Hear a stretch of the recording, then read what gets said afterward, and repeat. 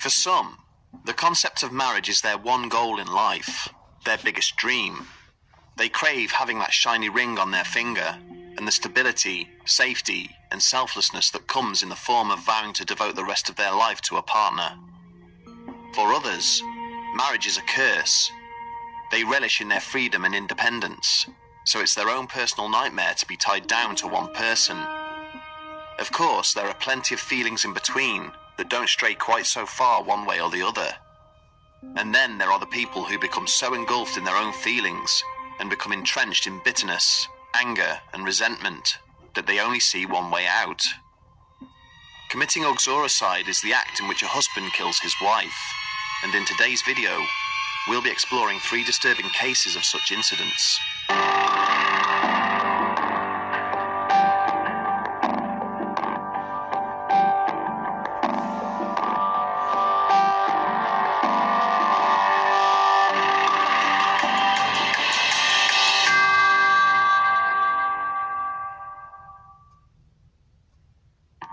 Helly Crafts. Born July 4th, 1947 in Denmark, Helly Lork Nielsen married Richard Crafts in 1979, where they settled in Newtown, Connecticut. Helly worked as a flight attendant, and by all accounts was a well-liked and kind woman, who worked hard at her job and at being a mother. She and her husband had 3 children together after they married. Richard Crafts was a former Marine pilot turned airline pilot and a part-time policeman. He met Helly in Miami in 1969, where each was training for their respective jobs. In 1984, Richard was diagnosed with cancer, with doctors telling him he had a 2% chance of survival, and despite the odds, he managed to overcome the illness and continue on with his life. Despite the couple's seemingly normal marriage, it wasn't long before cracks in the relationship began to appear. By 1986, Helly had begun divorce proceedings after learning of the affairs that her husband had been indulging in behind her back.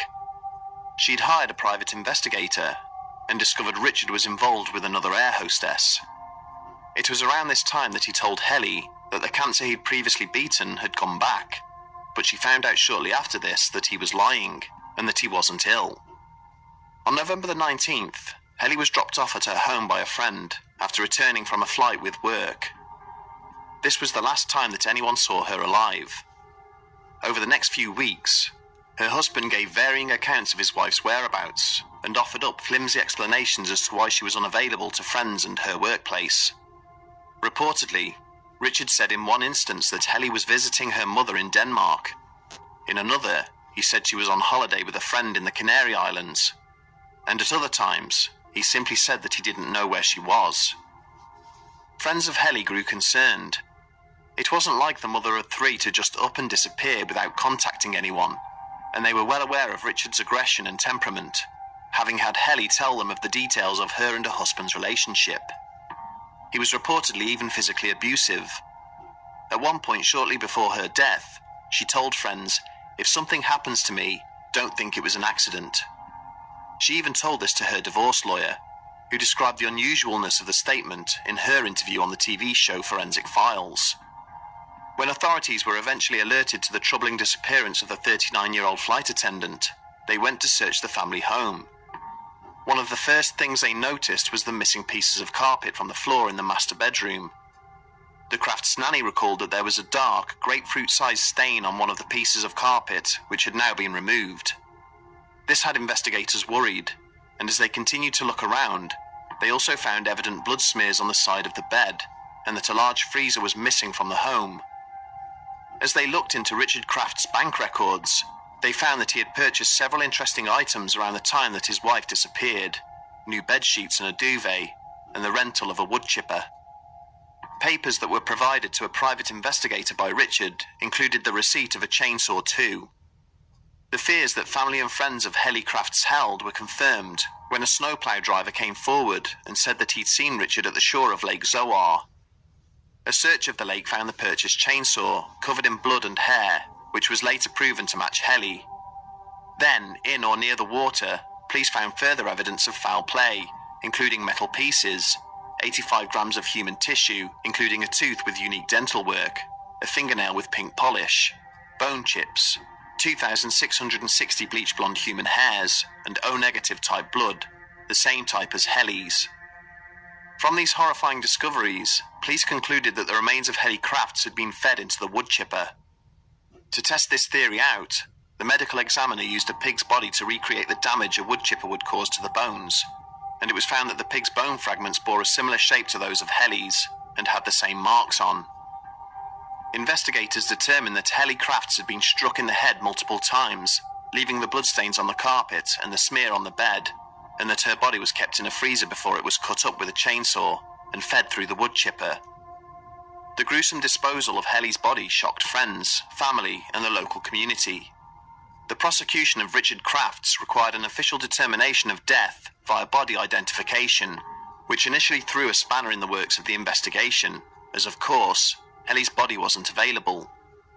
However, after a tooth found in the lake was found to match her dental records, the Connecticut State Medical Examiner's Office issued the death certificate for the mother of three. Richard Crafts was arrested in January 1987, and his trial began a year and a half later in May 1988. The trial ended in July with a hung jury, but a second trial ended in a guilty verdict on November 21st, 1989.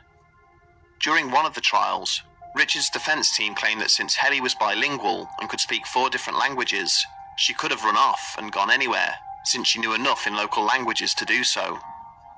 This argument clearly did not wash with the second jury, who were overwhelmed by the physical evidence. Richard Crafts appealed his conviction, but he was refused, and Helly's 3 children went on to live with one of Richard's sisters, who sided with the prosecution and pushed for a hefty punishment. Although it's little consolation to the children who lost their mother, the mother who lost her daughter, and the friends and family who lost a loved one, Richard was sentenced to 50 years in prison. He will be eligible for parole in 2021. Laurie hacking. Laurie K. Soares was born December 31st, 1976, and was the adopted daughter of her parents, who lived in Salt Lake City, Utah. She met Mark Hacking in high school, and they later went on to marry. The couple lived a relatively quiet, normal life. In July of 2004, Laurie was 5 weeks pregnant, and she and Mark planned to move to North Carolina, where he would start medical school. All of that changed, however, on July the 19th. At 10:49 a.m., Mark called 911 to report his 27-year-old wife missing. According to him, she'd left for a jog that morning in the Memory Grove and City Creek Canyon area of Salt Lake City, but hadn't returned, nor had she turned up to work. At a later date, one witness would come forward claiming to have seen Laurie that day, but she then went on to withdraw her claim. As police investigated the background of the couple, they found out that Mark Hacking had never completed his undergraduate degree at the University of Utah, as he'd led friends and family to believe, although his father knew and was the one to reveal the truth. Mark had previously claimed to have graduated with honors in psychology. The North Carolina Medical School had no records of his application either.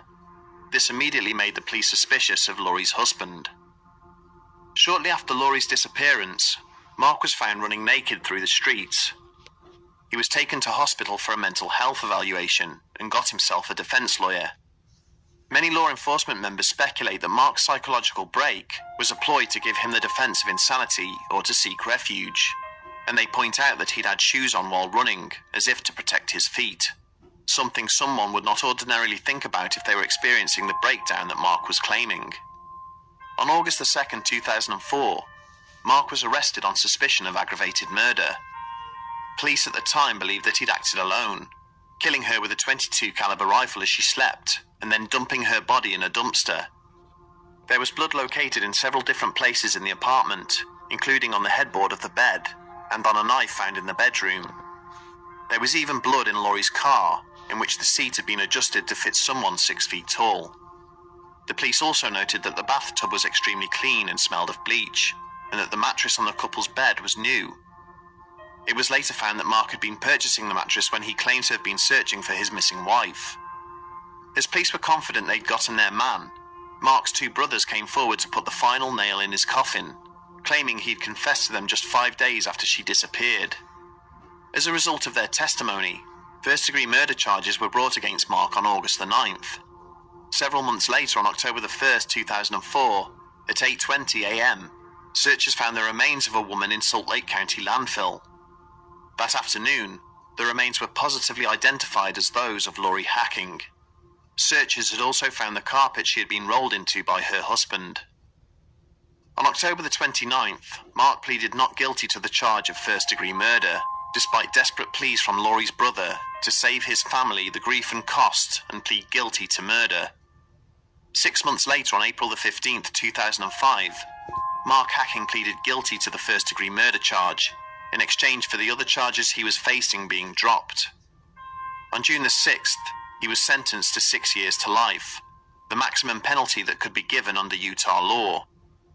In March 2006, Lori's law came into action, which increased the minimum penalty for a person convicted of first-degree murder in Utah to 15 years to life.